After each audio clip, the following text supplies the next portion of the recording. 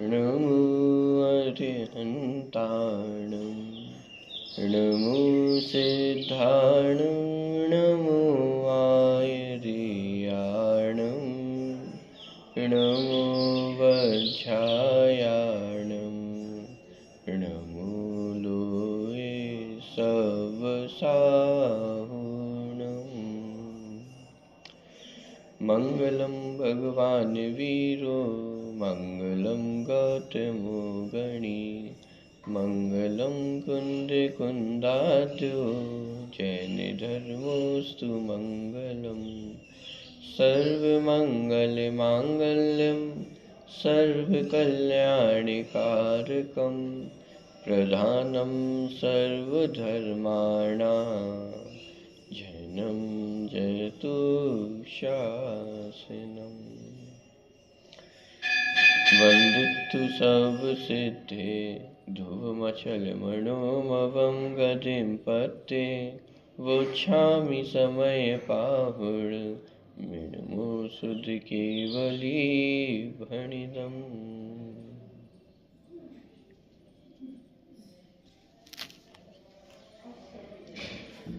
समय सारजी ग्रंथ है, उसमें जीवाजीव अधिकार अपना प्रारंभ हुआ है। 39 नंबर से 43वें नंबर की गाथा, जिसमें जीव किस प्रकार नाना प्रकार की मिथ्या कल्पनाएं करता है उसका वर्णन किया गया है। इन मिथ्या कल्पनाओं को पढ़ करके हमें दूसरों से तुलना नहीं करनी अथवा दूसरों की तुलना नहीं करनी है।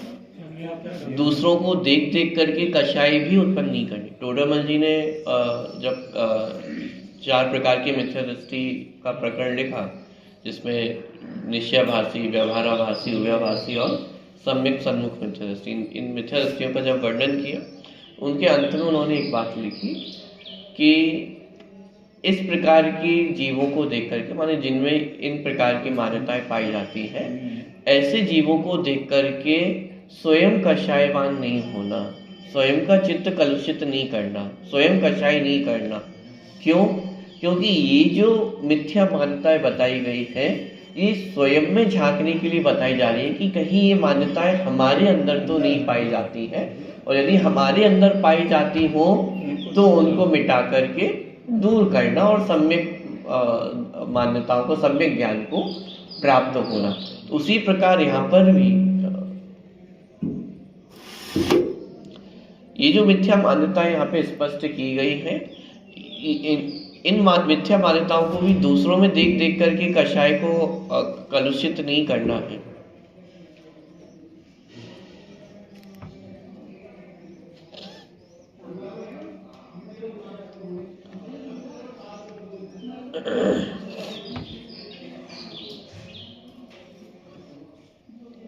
चलिए, ठीक है, थोड़ी सी तेज कर जाए, थोड़ा तेज कर लो, थोड़ा सा हल्का सा तेज कर। हेलो हेलो, ठीक है ठीक है ठीक है ठीक है भाई साहब। हाँ ठीक।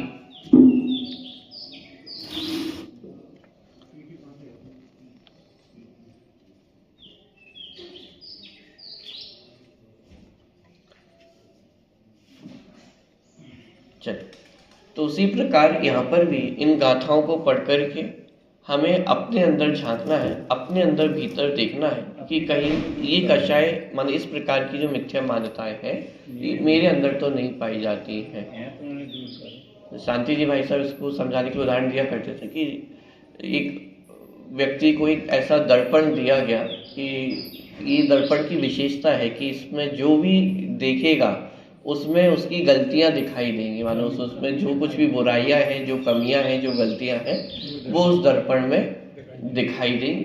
तो अब वो व्यक्ति दर्पण लेके गया और पूरी दुनिया में लोगों को दिखाता उनका चेहरा, और उनमें सबकी बुराइयां आ जाती। जिसको चेहरा दिखाता उसकी बुराई उसके सामने आ जाती।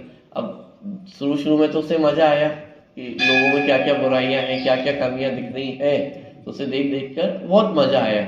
लेकिन धीरे धीरे अब उसका दिमाग भी थोड़ा सा चकराने लगा कि इसमें तो सिर्फ बुराइयां ही दिख रही है, जगत में सब कुछ बुरा बुरा ही दिख रहा है, कुछ अच्छा है भी कि नहीं है दुनिया में। तो थक हार के माने एक समय का तो परेशान हो गया, इसको और दिख ही नहीं रहा, सिर्फ बुराइयां ही दिखाई दे रही है। तो थक हार के फिर वापस उस व्यक्ति के पास गया जिसने दर्पण दिया था, और उसके पास जाकर के बोला कि ये दर्पण से तो मैं पागल हो जाऊंगा, इसमें तो सिर्फ बुराइयां ही दिखाई दे रही है। जिसको चेहरा दिखाया उसकी बुराइयां उसमें दिखने लग गई हैं। दुनिया में कोई ऐसा है ही नहीं जिसमें बुराइयां ना हो। तो उस व्यक्ति ने प्रश्न किया, तुमने पूरी दुनिया की बुराइयां तो देख ली, लेकिन तुमने अपना चेहरा देखा कि नहीं देखा? ये दर्पण पूरी दुनिया देखने के लिए नहीं दिया था तुम्हें, ये दर्पण मात्र अपना चेहरा देखने के लिए दिया था कि अपना चेहरा देखो और जो बुराइयां दिखे कि उनको दूर करो, फिर अपना चेहरा देखो, फिर यदि कोई बुराई दिखे, कोई कमी दिखे, फिर उसको दूर करो, फिर आकर के दर्पण देखो, फिर यदि कोई कमी दिखती हो फिर उसको दूर करो। तो इस प्रकार बार बार अभ्यास करके अपने अंदर की बुराइयों को, अपने अंदर की कमियों को दूर करना था।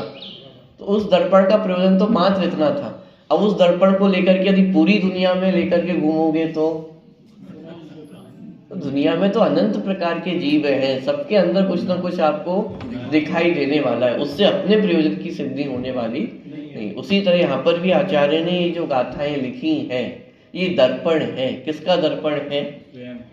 स्वयं के लिए दर्पण, दुनिया को देखने के लिए नहीं है।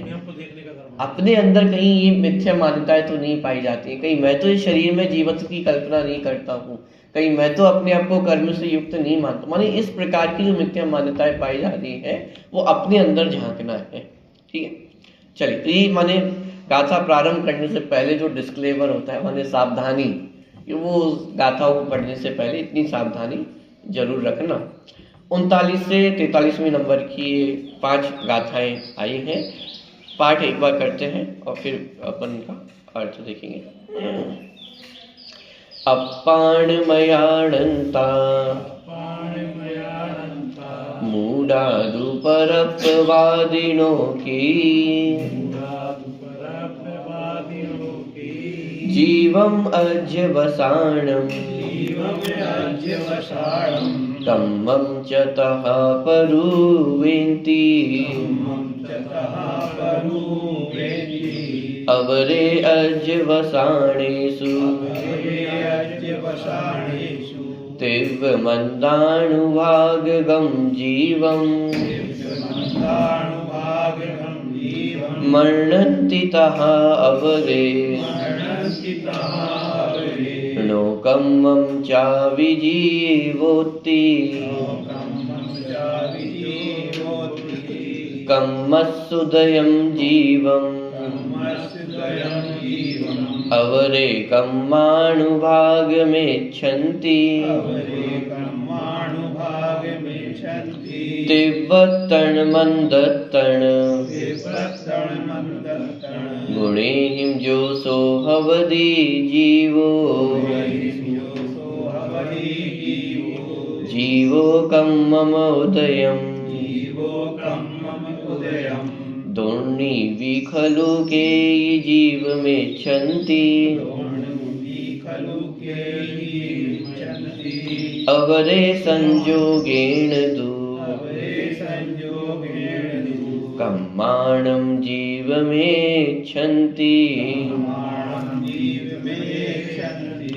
एवं विहा बहुविहा कर्मपाणं वदन्ति दुम्मेहा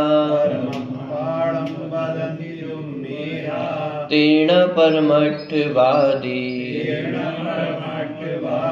निश्चयवादी निर्दिष्टा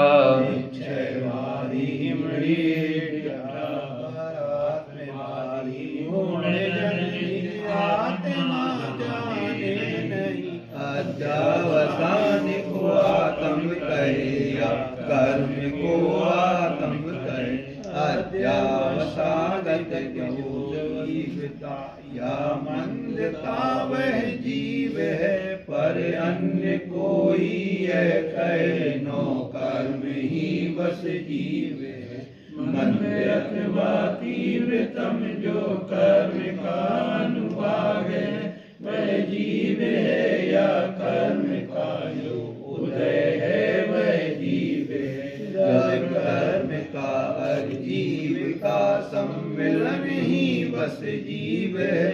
अथवा कहे कोई कर्म का संयोग ही बस जीव इस तरह दुर्बुद्धि जन पर वस्तु को आत्म कहे परमार्थवादी वे नहीं परमार्थवादी ये कहे। इस प्रकार जीव किस किस प्रकार से आत्मा की कल्पना पर द्रव्य में करता है उसकी चर्चा यहाँ पे ली गई है। बहुत अलग, हर एक गाथा में अलग अलग जगह स्पष्ट की गई है कि कहाँ कहाँ जीव एकत्व करता है। अध्यवसान भावों में एकत्व करता है, कर्म में एकत्व करता है। कर्म शब्द का प्रयोग यहाँ पे अलग अलग माने अलग अलग गाथाओं में अलग अलग बार किया गया है और सब जगह अर्थ अलग अलग है। जो पहली गाथा में प्रयोग किया गया कर्म का शब्द है उसका अर्थ क्रिया लेना। जीव जो भी क्रिया करता है अथवा शरीर से मिलकर के जो क्रियाएं करता है उसमें जीवत्व की कल्पना करता है। फिर कर्म का जो प्रयोग किया उसमें भाव कर्म, फिर कर्म का जो प्रयोग किया उसमें द्रव्य कर्म का संयोग, उसको भी उसमें जीवत्व की कल्पना की जाती है। तो इस प्रकार से अलग अलग कर्म के शब्द के उपयोग हैं।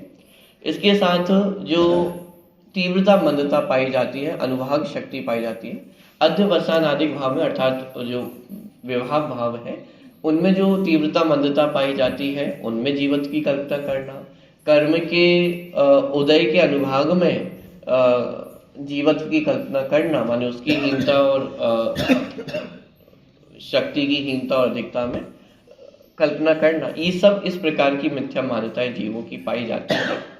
आगे अनुशीलन में इन्हें माने अलग अलग मतों की अपेक्षा से भी वर्णन किया कि कौन से मत में किस प्रकार की जीव की कल्पना की जाती है। हालांकि मूल टीका में अमृतचंद आचार्य ने इस प्रकार का वर्णन नहीं किया।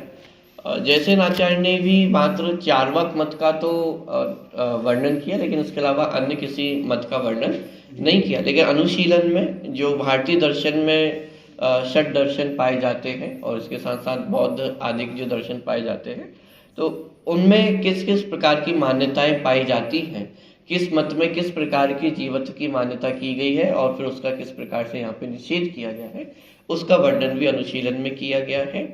साथ ही साथ जयचंद जी छाबड़ा का भावानुवाद भी भावार्थ भी इसमें दिया गया है। सबसे पहले जो अमृतचंद आचार्य का टीका है उसको अपन पढ़ रहे हैं, उसके बाद फिर बाकी का जो अनुशीलन है उसको अपन देखेंगे। टीका में क्या पूरे व्यवस्थित एक एक गाथा को लेकर के जीव कहाँ कहाँ मिथ्या कल्पनाएं करता है उसका वर्णन बहुत व्यवस्थित तरीके से दिया गया है। तो पहले टीका पढ़ते हैं और फिर उसके बाद पूरा जो अनुशीलन है वो अपन बाद में पढ़ेंगे। पृष्ठ क्रमांक 372 पे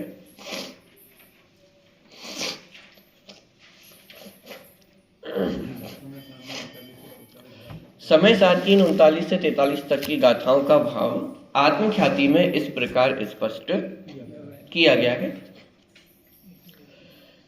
इस लोक में आत्मा का असाधारण लक्षण न जानने के कारण नपुंसकता से, पुरुषार्थहीनता से, इस लोक में आत्मा का असाधारण लक्षण, असाधारण लक्षण माने असाधारण माने दो शब्द हैं, असाधारण और साधारण। जैसे अपन गुणों के संदर्भ में पढ़ते हैं ना, विशेष गुण और सामान्य गुण। तो विशेष गुण किसे कहते हैं? जो अपने अपने द्रव्य में ही गुण पाए जाते हैं उसे विशेष गुण कहते हैं। सामान्य गुण जो सभी द्रव्यों में पाए जाते हैं उन्हें सामान्य गुण कहा जाता है। तो यहाँ पे कहा जा रहा है असाधारण। असाधारण माने जो साधारण नहीं है, साधारण नहीं है माने जो सभी द्रव्यों में नहीं पाए जाते हैं। जीव का कोई एक ऐसा लक्षण है जो असाधारण लक्षण है, जो मात्र जीव में ही पाया जाता है, अन्य किसी में नहीं पाया जाता है। तो वो लक्षण क्या है? ज्ञान दर्शन, चैतन्यता। ये जीव का असाधारण लक्षण है, ये जीव के अतिरिक्त अन्य किसी द्रव्य में नहीं पाया जाता है। इस लोक में आत्मा का असाधारण लक्षण ना जानने के कारण, मूल टीका में यदि जाकर के देखेंगे तो वहां शब्द का प्रयोग किया अकलनाथ। असाधारण अकलनाथ माने असाधारण लक्षण को अकलनाथ। अकलनाथ माने जो सामान्य अर्थ यहाँ पे किया गया है ना जानने के कारण, लेकिन थोड़ा सा यदि डीप में जाकर के देखेंगे तो अकलनाथ शब्द का अर्थ होता है कि अभ्यास नहीं होने के कारण। अभ्यास माने जीव को अनादिकाल से किसका अभ्यास है?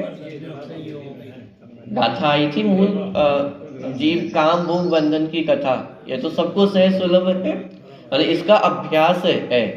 और अपने असाधारण लक्षण का चैतन्य स्वभाव का जीव को पता ही नहीं है, खबर ही नहीं है, पता नहीं है, माने उसका अभ्यास नहीं है। पता नहीं होने में तो पढ़ तो लिया हमने, जानकारी तो कर ली है, जानते तो है जीव किसे कहते हैं, जिसमें ज्ञान दर्शन पाया जाता है।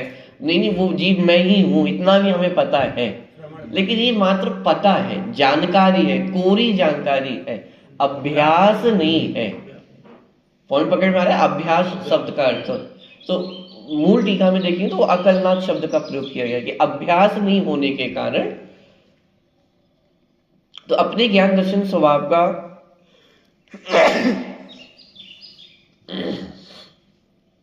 असाधारण लक्षण ना जानने के कारण नपुंसकता से, पुरुषार्थहीनता से अत्यंत विमूढ़ होते हुए तात्विक आत्मा को ना जानने वाले बहुत से अज्ञानी जन किस कारण से नहीं जान पा रहे हैं आत्मा को? असाधारण लक्षण से अनभिज्ञ होने के कारण, असाधारण लक्षण का अभ्यास नहीं होने के कारण। दूसरा कारण नपुंसकता से। नपुंसकता से यहाँ पे तात्पर्य क्या है? अच्छा, सैद्धांतिक दृष्टिकोण से देखा जाए तो क्या नपुंसक जीव अथवा नपुंसक व्यक्ति सम्यक्त प्राप्ति कर सकता है? कर सकता है। नरक में तो होती माने नपुंसक ही, लेकिन वहां पे भी सम्यक्त की प्राप्ति की जा सकती है, मनुष्य पर्याय में भी की जा सकती है। सम्यक दृष्टि जीव नपुंसक पर्याय में उत्पन्न नहीं होता है, लेकिन जो जीव नपुंसक है वह जीव तो सम्यक की प्राप्ति कर सकता है। तो फिर यहाँ पे ऐसा क्यों लिख रहे हैं कि नपुंसकता के कारण आत्मा को नहीं जानते हैं? नपुंसक व्यक्ति भी आत्मा को जान सकता है, सम्यक दर्शन की प्राप्ति तो वो भी कर सकता है। हाँ? तो इसलिए प्रश्न यहाँ पे खड़ा होता है कि यहाँ पे फिर नपुंसकता से वे अज्ञानी है, आत्मा को नहीं जान पाते, तो इस प्रकार की चर्चा यहाँ पे क्यों लिखी है? उसका उत्तर हालांकि अगले ही शब्द में दे दिया है। यहाँ नपुंसकता का अर्थ पुरुषार्थहीनता लेना। जैसे नपुंसक व्यक्ति संतान प्राप्ति, संतान की उत्पत्ति नहीं कर सकता है, उसी तरह जीव का स्वभाव क्या है? ज्ञान दर्शन। तो अपने स्वरूप की रचना करना। पौरुष ये जो शब्द है माने वीर से जुड़ा हुआ है, और वीर शक्ति की परिभाषा क्या लिखी? स्वरूप के निर्वर्तन में जो सहायक होती है उसे वीर शक्ति कहा जाता है। माने जो स्वरूप की रचना करे उसे वीर कहा जाता है। तो स्वरूप, अब मेरा क्या स्वरूप है? ज्ञान दर्शन ही मेरा स्वरूप है। तो यदि हमारा पुरुषार्थ ज्ञान दर्शन में नहीं लग रहा है, यदि ज्ञान दर्शन रूप स्वरूप की रचना नहीं हो पा रही है, तो वह नपुंसकता ही है। ज्ञान दर्शन तो ऑटोमेटिक अपने आप चल ही रहा है, उसमें मुझे क्या करना है? लेकिन वो बात स्वीकार नहीं है ना, हमारा उपयोग उस तरफ नहीं है। तो ये वास्तव में हमारी नपुंसकता, ये हमारी पुरुषार्थहीनता है। तो इसी ही यहाँ पे नपुंसकता कहा जा रहा है कि जिस उपयोग से मैं अपने ज्ञान दर्शन स्वरूप की पहचान ना हो सके, वह उपयोग सब नपुंसक ही है। पॉइंट पकड़ में आ रहा है? तो जिस उपयोग में मुझे सम्यक ज्ञान की प्राप्ति ना हो, तो वह ज्ञान कैसा है? अज्ञान है, नपुंसक ही है। क्यों? क्योंकि वह सम्यक ज्ञान की उत्पत्ति का कारण नहीं है। तो इस पुरुषार्थहीनता को बताने के लिए यहाँ पे नपुंसक शब्द का प्रयोग किया है। तो नपुंसकता से, पुरुषार्थहीनता से अत्यंत विमूढ़ होते हुए, अत्यंत विमूढ़ होते हुए माने अब इसमें बहुत अर्थ किया जा सकता है। एक तो अनादिकाल से काम भोग बंधन की कथा में ही उलझा हुआ है, नवीन पर्याय भी प्राप्त हुई, असंगी पंचेंद्रिय दशा तक तो सोचने समझने की बुद्धि ही नहीं थी, तो वहां तो मूढ़ता थी ही। लेकिन वर्तमान में संगी पंचेंद्रिय भी हुआ, उसमें भी त्रियंच नहीं हुआ, नारकी नहीं हुआ, कौन हुआ? मनुष्य हुआ। देवशास्त्र गुरु का समागम प्राप्त हुआ, लेकिन उसके बाद भी पंचेंद्रिय के विषयों में ही उलझा रहा। तो ये अत्यंत विमूढ़ता है। ठप्पा देते हैं जोर से, नपुंसक लागे तुम भूल न जाओ, अपनी वीरता को संभाल ले। ठीक, तो ये अत्यंत विमूढ़ होना। तो अत्यंत विमूढ़ में, क्योंकि समझाने वाले आचार्य हैं वे भी मनुष्य हैं और जिनको समझाया जा रहा है वे भी मनुष्य है, तो यहाँ बात तो मुख्यतः मनुष्यों की ही की जा रही है। और मनुष्य भी कौन, कि जो कम से कम समझने बैठे तो हैं, लेकिन उसके बाद भी यदि वस्तु तत्व को नहीं समझ पा रहे हैं तो उन्हें कहा जा रहा है अत्यंत विमूढ़ हो रहे हैं। असंगी तक जीवों की तो हम चर्चा ही क्या करें, उनमें तो सोचने समझने की सामर्थ्य भी नहीं, सम्यत्व की योग्यता ही नहीं है, तो वो तो विमूढ़ है ही। लेकिन जो संगी पंचेंद्री होकर के, मनुष्य होकर के भी, देवशास्त्र गुरु का समागम प्राप्त करके भी यदि इस वस्तु स्वरूप को नहीं समझ पा रहे हैं, आत्मा को नहीं जान पा रहे हैं, तो वे अत्यंत विमूढ़ हो रहे हैं। उन्हें कहा जा रहा है कि अपनी नपुंसकता के कारण, अपनी पुरुषार्थहीनता के कारण, कोई निमित्तों पे आरोप डालता हो कि भाई व्यवस्था ऐसी नहीं है, निमित्त अच्छे नहीं है, इसलिए मैं नहीं कर पा रहा हूँ। तो अब तो सर्व समागम प्राप्त है ना, बुद्धि भी है, योग्यता भी है, बाह्य अनुकूल साधन भी है। अभी तो सरकार भी ऐसी नहीं है कि कोई आपको धर्म करने से रोके, कोई व्यक्ति रोके, कोई समाज रोके, माने सर्व प्रकार की अनुकूलताएं हैं। करोड़ों उपाय बनाएंगे, कोटि उपाय बनाएंगे, भव्य। आत्मा को जानने की चर्चा है, तो इसलिए यहाँ पे लिखा कि अत्यंत विमूढ़ होते हुए, माने आत्मा संबंधी अत्यंत विमूढ़ता अभी वर्तमान में वर्त रही है।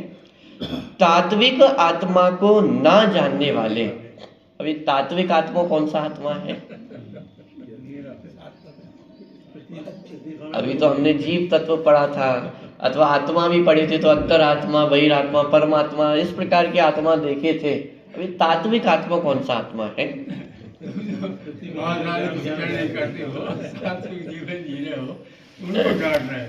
देखिए, तात्विक माने तत्व का अर्थ होता है परमार्थता।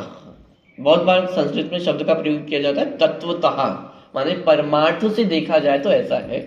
तात्विक माने परमार्थ जीव, तात्विक माने जो वास्तव में जीव है, जो ज्ञान दर्शन स्वभावी जीव है, उस जीव को आज तक नहीं पहचाना।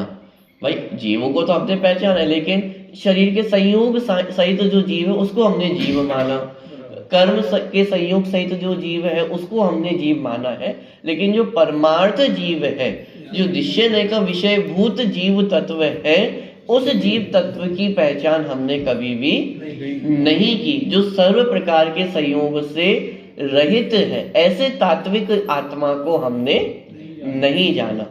तो विमूढ़ होते हुए तात्विक आत्मा को ना जानने वाले बहुत से अज्ञानी जन अनेक प्रकार से पर को ही आत्मा कहते हैं।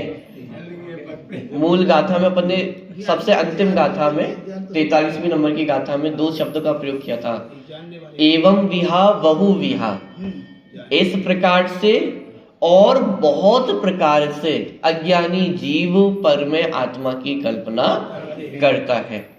2 बातें, एक तो एक ही जीव अनेक प्रकार की मिथ्या कल्पना करता है, ठीक है। जैसे कहा जाता है ना, अनेक ज्ञानियों का एक मत और एक अज्ञानी के अनेक मत। तो एक अज्ञानी एक मिथ्या दृष्टि की अनेक कल्पनाएं हो सकती हैं जीव को लेकर के। शरीर में जीवत की कल्पना करना, कर्म संयोग में जीवत की कल्पना करना, अध्यवसान भावों में जीवत की कल्पना करना। तो इस तरह से एक ही जीव की बहुत सारी कल्पनाएं हो सकती हैं, और अनेक अज्ञानियों की तो अनेक कल्पनाएं होंगी ही। तो दोनों प्रकार से यहाँ अर्थ समझना। तो आत्मा को ना जानने वाले बहुत से अज्ञानी जन अनेक प्रकार से पर को ही आत्मा कहते हैं, बकते हैं। आचार्य कुंद ने तो फिर भी बहुत सभ्य शब्दों का प्रयोग किया, परुवेंती, इस प्रकार के शब्दों का प्रयोग किया, लेकिन अमृतचंद आचार्य ने कोई कसर नहीं छोड़ी है। मूल टीका में वो लिखते हैं प्रलापयंती, प्रलाप करता है, तो उसका हिंदी अनुवाद किया बकवास करते हैं, बकवाद करते हैं। आगे कलश भी आएगा अभी, किम अपरेण कोलाहलेन, माने ये कोलाहल करने से क्या फायदा है, ये बकवाद से क्या फायदा है। इस प्रकार के शब्दों का प्रयोग अमृतचंद आचार्य कर रहे हैं। और ये वही अमृतचंद आचार्य हैं जिन्होंने माने पूर्वरंग अधिकार में माने कितने कोमल शब्दों में बार बार जीव को आत्मानुभव करने की प्रेरणा दी है। जगह जगह पर स्थल स्थल पर उन्होंने जीवों को आत्मानुभव करने की प्रेरणा बहुत अत्यंत सौम्य भाषा में दी है। और वही अमृतचंद आचार्य अब यहाँ पे कठोर शब्दों का प्रयोग कर एक प्रकार से डांट भी लगा रहे हैं। पहले पुचकारा है, अब ठीक, तो देखिए बकते हैं माने, और मूल संस्कृत टीका में भी शब्द का प्रयोग किया है, प्रलापयन्ति शब्द का प्रयोग वहां पे किया है कि नाना प्रकार से कुछ भी कहते हैं, माने बिना सोच विचार किए, बिना समझे, जो उन्हें समझ में आता है, जो उन्हें दिखाई देता है इन आंखों से, उन्मत्तता की भांति बकते हैं, कहते हैं, कुछ भी कहते हैं। तो इस प्रकार से जो अज्ञानी जीव हैं वह अनेक प्रकार से पर को ही आत्मा कहते हैं, बकते हैं। उनमें कुछ मुख्य इस प्रकार है, ये तो मात्र कुछ मुख्य मान्यता यहाँ पे बताई गई है कि इस प्रकार की मान्यताएं अज्ञानी जीव की रहती हैं। और अज्ञानी जीव कौन है यहाँ पे? तो दर्पण याद रखना, ये दर्पण दूसरों को दिखाने के लिए नहीं है, ये दर्पण स्वयं का चेहरा देखने के लिए है। तो यहाँ जो मिथ्या मान्यताएं बताई जा रही है, दूसरों में खोजने नहीं जाना है कि अच्छा ये तो वैसा करते हैं, वो वैसा करते हैं। अपने अंदर इनमें से कौन सी मान्यता पाई जा रही है और उसको हमें किस प्रकार दूर करना है, इस तरफ हमारा पुरुषार्थ होना चाहिए। देखिए, कोई तो ऐसा कहते हैं कि नैसर्गिक अर्थात स्वयं से ही उत्पन्न हुए स्वाभाविक राग द्वेष द्वारा मलिन अध्यवशात मिथ्याभिप्राय सहित विभाव परिणाम ही जीव है, क्योंकि जिस प्रकार कालेपन से भिन्न कोई कोयला दिखाई नहीं देता, उसी प्रकार अध्यवसान से भिन्न अन्य कोई आत्मा दिखाई नहीं देता है। एक ही पॉइंट पे आज अपन चर्चा करते हैं, फिर आपने बड़ा मुकामंत्री करना। देखिए, सिर्फ एक ही पॉइंट अपन आज ले रहे हैं। अध्यवसान भावों में जीव आत्मा की कल्पना करता है। अध्यवसान भाव माने मोह राग द्वेष भाव, जितने विभाव भाव हैं वे सब अध्यवसान भाव कहलाते हैं। यहाँ पे तर्क दिया कि जिस प्रकार कालेपन से भिन्न कोई कोयला दिखाई नहीं देता है, जैसे कोई भी यदि कोयला हम देखेंगे तो वो काले रंग का ही दिखाई देता है, काले रंग से भिन्न और कोई कोयला दिखाई नहीं देता है, उसी प्रकार अध्यवसान से भिन्न अन्य कोई आत्मा दिखाई नहीं देता। अब क्या करे, अज्ञानी जीव है, उसका पूरा ग्रुप भी किसका रहेगा?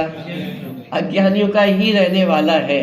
अब अज्ञानी जीव है तो सबको राग द्वेष तो सबको देखने में आ ही रहे हैं। तो अज्ञानी जीव ने आज तक कोई ऐसा जीव देखा ही नहीं है कि जो राग द्वेष से रहित भी होता हो।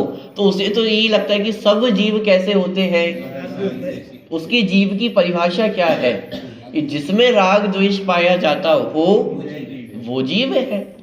उदाहरण आप उठा करके देख लो, आप जीव हो, आप जीव हो, आप जीव हो, सब में राग द्वेष पाया जाता है कि नहीं पाया जाता है? सबको हमने गुस्सा करते हुए देखा है, सबको हमने राग करते हुए देखा है। तो जिसमें राग द्वेष पाया जाता है वो कौन है? जीव है। अब वो अज्ञानी भी क्या करे, उसका एक तो पूरा ग्रुप ही अज्ञानियों का है, कभी ज्ञानियों का समागम हुआ नहीं है, पंच परमेष्ठियों का क्या स्वरूप है वह पहचानता नहीं है, वीत रागता से अनभिज्ञ है। तो अब जब राग द्वेष को ही जानता पहचानता है तो उसने जीव की परिभाषा ही ये बना ली कि जिसमें राग द्वेष पाया जाता वो जीव है। तो इस प्रकार, और तर्क भी दिया उसने, उदाहरण भी दिया। कोयला क्या होता है? काला ही होता है, काले रंग से अलग कोयला कुछ भी नहीं होता है। ऐसे ही जीव कौन है? सब काले ही दिखाई दे रहे हैं, सब में राग द्वेष दिखाई देता है। तो परिभाषा ये होनी चाहिए कि जिसमें राग द्वेष पाया जाता है वो जीव है। अच्छा, और जिसमें राग द्वेष नहीं पाया जाता वो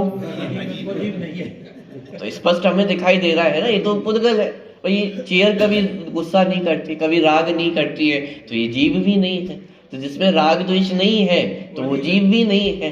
अब लेकिन ये कल्पना नहीं हो पाती है कि जिस जीव में भी राग द्वेष का अभाव हो सकता है, और उसके साक्षात उदाहरण हमारे पंच परमेष्ठी है। उसमें भी यदि सर्वथा भाव देखा जाए तो अनंत और सिद्ध भगवान, जिनमें राग द्वेष का लेश मात्र भी अस्तित्व नहीं है। बाकी आचार्य उपाध्याय साधु परमेष्ठी हो तो उनमें 3 कषा चौकड़ी का भाव है। पांचवें गुणस्थानवर्ती जीवन में दो कषा चौकड़ी का राग द्वेष का भाव है, चतुर्थ गुणस्थानवर्ती जीवन उसमें एक कषा चौकड़ी का राग द्वेष का अभाव है, बाकी का सद्भाव है। माने इस प्रकार से जीव राग द्वेष से भी रहित तो होता है, इस प्रकार की कल्पना अज्ञानी जीव नहीं कर पाता है, और उस राग द्वेष में ही अध्यवसान भावों में ही जीव माने अज्ञानी जीव अपने जीवत्व की कल्पना कर लेता है। तो इस प्रकार आज अपन ने सिर्फ एक पॉइंट देखा है, बाकी पॉइंट की चर्चा अपन आगे करेंगे। नमो अरिहंताणं नमो सिद्धाणं नमो आयर्याणं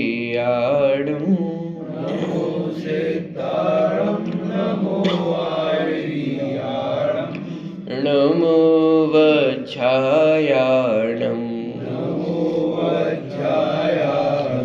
नमो लोये सवसाहुणं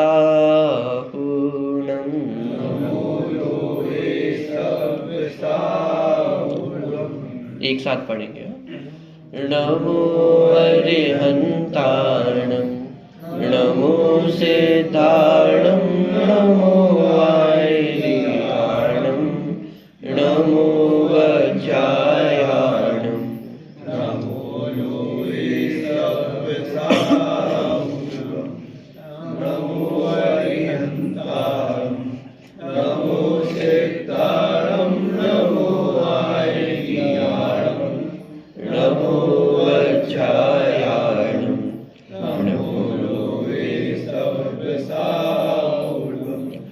नमो अरिहंताणं नमो सिद्धाणं नमो आयर्याणं नमो वज्रायाणं नमो लोये सवसाहुणं नमो अरिहंताणं नमो सिद्धाणं नमो आयर्याणं नमो वज्रायाणं नमो लोये सवसाहुणं नमो अरिहंताणं नमो सिद्धाणं नमो आयर्याणं नमो वज्रायाणं नमो लोये सवसाहुणं नमो अरिहंताणं नमो सिद्धाणं नमो आयर्याणं नमो वज्रायाणं नमो लोये सवसाहुणं नमो अरिहंताणं नमो सिद्धाणं नमो आयर्याणं नमो वज्रायाणं नमो लोये सवसाहुणं नमो अरिहंताणं नमो सिद्धाणं नमो आयर्याणं नमो वज्रायाणं नमो लोये सवसाहुणं नमो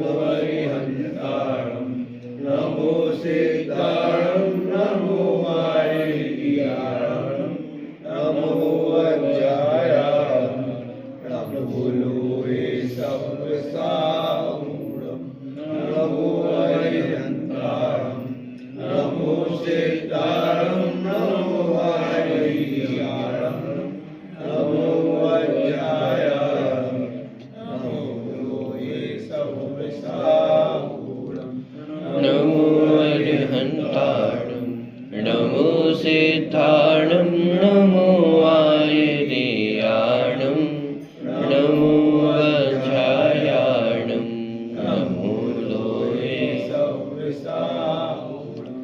नमो अरिहन्ताणं नमो सिद्धाणं नमो आयर्याणं नमो वज्रायाणं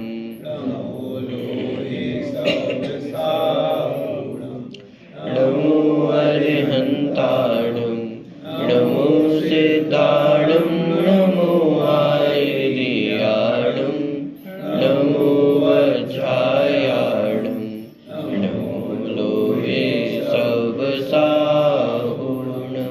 नमो अरिहन्ताणं नमो सिद्धाणं नमो आयर्याणं नमो वज्रायाणं नमो लोहे सवसाहुणं नमो अरिहन्ताणं नमो सिद्धाणं नमो आयर्याणं नमो वज्रायाणं नमो लोहे नमो सिद्धाणं नमो आयर्याणं नमो वज्रायाणं नमो लोहे नमो अरिहन्ताणं नमो सिद्धाणं नमो आयर्याणं नमो वज्रायाणं नमो लोहे सवसाहुणं नमो अरिहन्ताणं नमो सिद्धाणं नमो आयर्याणं नमो वज्रायाणं नमो लोहे सवसाहुणं नमो अरिहन्ताणं नमो सिद्धाणं नमो आयर्याणं नमो वज्रायाणं नमो लोहे सवसाहुणं नमो अरिहन्ताणं नमो सिद्धाणं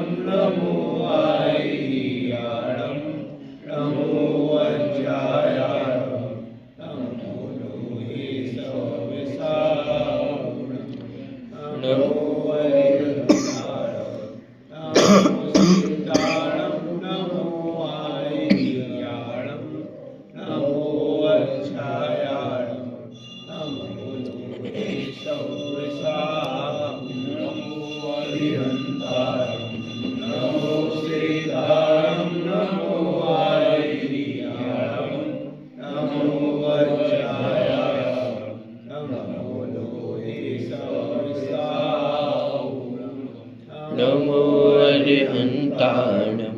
नमो सिद्धाणं नमो आयर्याणं नमो वज्रायाणं नमो लोहे सवसाहुणं नमो अरिहन्ताणं नमो सिद्धाणं नमो आयर्याणं नमो वज्रायाणं नमो लोहे सवसाहुणं नमो अरिहन्ताणं नमो सिद्धाणं नमो आयर्याणं नमो वज्रायाणं नमो लोहे सवसाहुणं नमो अरिहन्ताणं नमो सिद्धाणं नमो आयर्याणं नमो वज्रायाणं नमो लोहे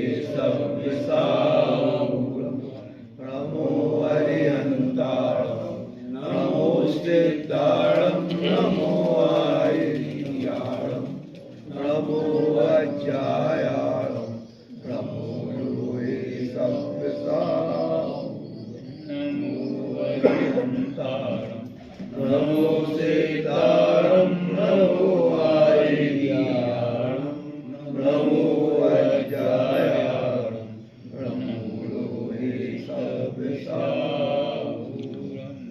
एक अंतिम बार पढ़ेंगे पंच परमेष्ठी को स्मरण पूर्वक। पंच परमेष्ठी का क्या स्वरूप है उसको विचार करते हुए एक बार और नमोकार मंत्र कर जाओ। नमो अरिहंताणं नमो सिद्धाणं नमो आयर्याणं नमो वज्रायाणं नमो लोये सवसाहुणं। चिन्वाणी स्तुति। ज्ञान से